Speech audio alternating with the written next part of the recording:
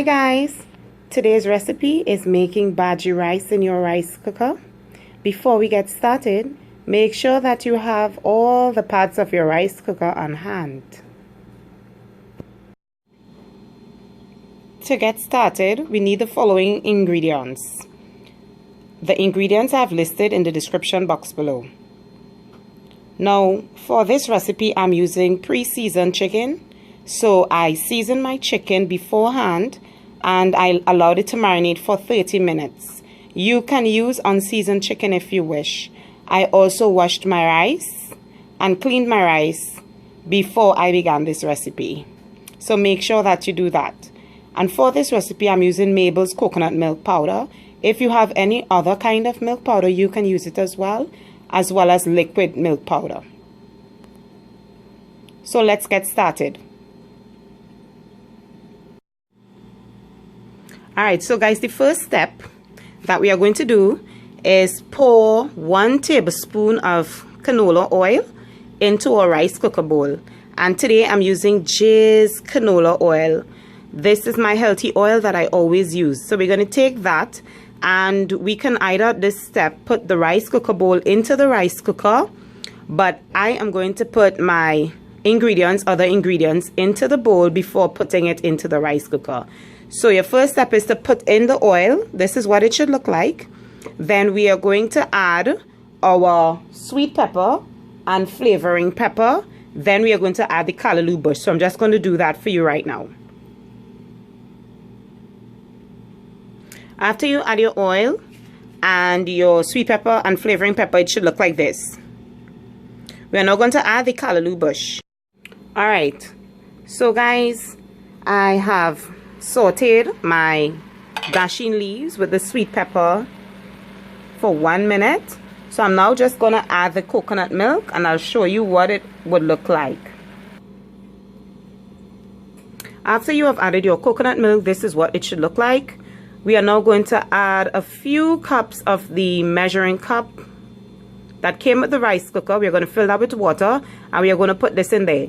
We are not going to put in the rice as yet. We're going to give this about 2 minutes to cook, and then we're going to add our rice and our seasonings. So guys, after I've added the amount of water, this is an idea of what it should look like. You can put less water if you want, or you can put more water. But I am putting this because I'm going to allow this to cook down a little bit before I put in the rice. Okay, so guys, my dasheen leaves have been cooking now for 5 minutes. At this point, I'm going to add in the rice and the chicken, as well as other seasonings and the hot pepper.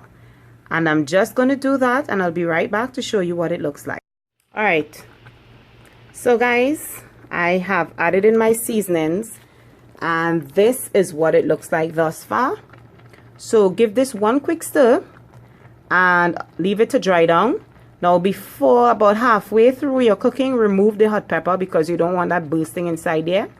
So make sure you take out that hot pepper and just allow it to cook until your desired texture. So I'm just going to leave this now to cook, and I'll check back in a few minutes to see how it looks. Alright, so guys, about 35 minutes have passed, and this is what it looks like thus far. It's coming down nicely. One thing to note is that you need to give it a little stir during your cooking time so that it doesn't stick to the bottom of the rice cooker pot. So I'll leave this to cook down a little bit more and allow the water to dry out, and then I'll show you guys what it looks like. Okay, so guys, my rice is now finished, and this took about 50 minutes or so. I had to reset my rice cooker about twice because it had finished, went to the keep warm setting, and then I had to turn it back on because the rice wasn't already cooked. So this is what it looks like. I hope you guys give this recipe a try.